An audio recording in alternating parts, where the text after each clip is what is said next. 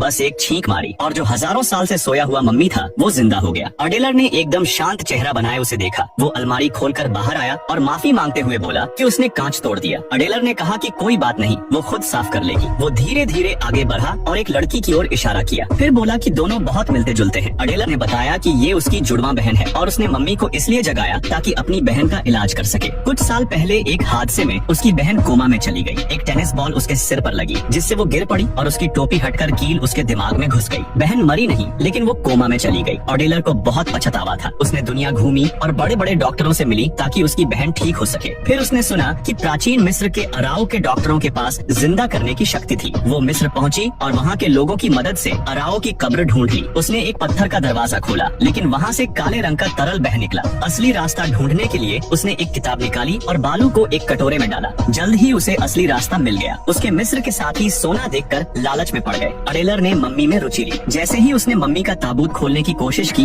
एक सैनिक ने उसे रोक दिया। सैनिक की गर्दन का हार जिंदा हो गया और उसे गला घोंटकर मार डाला। उसके साथी को भी एक अजीब शक्ति ने मार दिया। ताबूत खोलते ही वो खुश होने ही वाली थी कि पीछे से एक और सेना आ गई। सेना ने उन्हें पकड़ लिया लेकिन अडेलर ने एक चाल चली। सिगरेट जलाने के बहाने उसने लाइटर जमीन पर फेंक दिया और खुद ताबूत के साथ भूमिगत नदी में कूद गई। अडेलर ने बड़ी मुश्किल से मम्मी को अपने शहर लाई। उसने मम्मी को जगाने की कोशिश की लेकिन मम्मी नहीं जगा। उसे लगा यह सब बकवास है। तभी मम्मी ने जोर से छींक मारी। मम्मी ने बड़े शिष्टाचार से धन्यवाद कहा। अडेलर ने उससे बहन को बचाने की विनती की। मम्मी ने कहा कि वो गलत इंसान को जगा चुकी है। मम्मी एक फिजिसिस्ट विज्ञानी था। मम्मी ने बोला, मैं कोई जादूगर नहीं हूँ मगर मैं तुम्हारी मदद कर सकता हूँ, मगर हमें कहीं जाना होगा। मम्मी के जिंदा होने के कुछ मिनट पहले लाइफ साइंसेज के एक डॉक्टर जिन्होंने आत्मा के रहस्यों को समझ लिया था, एक साइकिक पावर की मदद से मम्मी को जिंदा कर रहे थे। वो मम्मी से संपर्क स्थापित करने में सफल हुए लेकिन आखिरी स्टेप के दौरान एक ज्यादा साइकिक पावर इस्तेमाल करने की वजह से उनकी मौत हो गई। अडेलर इतनी परेशान थी कि उसे लगा प्रोजेक्ट फेल हो गया। उसने डॉक्टर को गले लगाया और रोते हुए कहा कि भले ही वो अडेलर की बहन को बचा नहीं पाए लेकिन उसे महसूस हुआ कि डॉक्टर की एनर्जी इतनी स्ट्रांग थी कि जब वो मंत्र पढ़ रहे थे तो ऐसा लगा जैसे आसपास के सारे मरे हुए लोग जिंदा हो गए। मम्मी के जिंदा होने के बाद अडेलर को तुरंत फिर से उम्मीद मिल गई। उसे पता चला कि फिरौन की मम्मी भी नेशनल एग्जीबिशन में है तो उसके डॉक्टर भी वहीं होंगे। वो तुरंत एनर्जी से भर गई और तुरंत निकलने का फैसला किया। इस पल सूट पहना मम्मी एक मोटे आदमी से रास्ता पूछ रहा था जिससे मोटा आदमी बेहोश हो गया और अडेलर भागते हुए मम्मी से कहती है कि किसी से भी ऐसे बात न करें वरना प्रॉब्लम हो जाएगा। मम्मी ने शिकायत की कि वो 5000 साल से कब्र में था और बाहर आकर 5 मिनट तक हंसना चाहता है। फिर वो लोहे के गेट पर पहुँचे और लॉक देखकर रुके। मम्मी ने अपनी उंगली से इशारा किया और ताला खुल गया। फिर वो मम्मीज की एग्जीबिशन हॉल में घुसे और फिर सिक्योरिटी गार्ड्स से मुलाकात हुई। मम्मी ने एक मंत्र पढ़ा और गार्ड्स सो गए। अडेलर से रहा नहीं गया और उसने कहा, तुम लोगों को उठाते नहीं हो लेकिन बेहोश करने में एक्सपर्ट हो। आगे जाकर उन्होंने आखिरकार सोए हुए फिरौन से मुलाकात की। 5000 साल से सोए हुए फिरौन ने अपने ताबूत से उठकर अंगड़ाई ली। मम्मी ने जल्दी से अडेलर का परिचय दिया जिसने सबको जिंदा किया था लेकिन उसे एक मदद चाहिए थी। अडेलर को फिरौन के पर्सनल डॉक्टर को अपनी बहन के इलाज के लिए उधार लेना है। फिरौन खुश नहीं हुआ। उसने बोला, तुमने मुझे इतनी मामूली बात के लिए क्यों जगाया? अडेलर ने फिरौन को अपनी बहन की तकलीफ के बारे में बताया तो वो रोने लगी और मम्मी उसे चुप कराने के लिए आगे बढ़ा। उसने फिरौन की तरफ मिन्नत भरी नजरों से देखा। तब फिरौन ने अपने पर्सनल डॉक्टर को बुलाया। अडेलर ने फिरौन को धन्यवाद कहा। डॉक्टर ने स्थिति का करीब से मुआयना किया और बहन की बीमारी की वजह बताई। उसने जोर देकर कहा कि अगर वो हेडपिन हटा दी गई तो वो मर जाएगी। अडेलर ने गुस्से में डॉक्टर पर हत्या का आरोप लगाया लेकिन मम्मी ने उसे रोक दिया। उसने अडेलर से कहा कि डॉक्टर के काम में दखल ना दे। फिर उन्होंने हजारों साल पुराने गुप्त मरहम को डिस्प्ले केस से निकाला। उसके बाद उन्होंने बहन को एक स्टैंड पर लिटाया। उन्होंने उसकी बहन के घाव पर कई महंगे मसाले डाले। उसके बगल में रखी मम्मी से सफेद कपड़ा निकाला और लड़की को पट्टी बांधी। डॉक्टर का काम होने के बाद अडेलर भागकर अपनी बहन को देखने गई जिसने कुछ बार चीखने के बाद अचानक उठकर बैठ गई। उसने अडेलर को बताया कि उसने टेनिस बॉल बहुत जोर से मारा था। अडेलर ने खुशी से अपनी बहन को गले लगाया।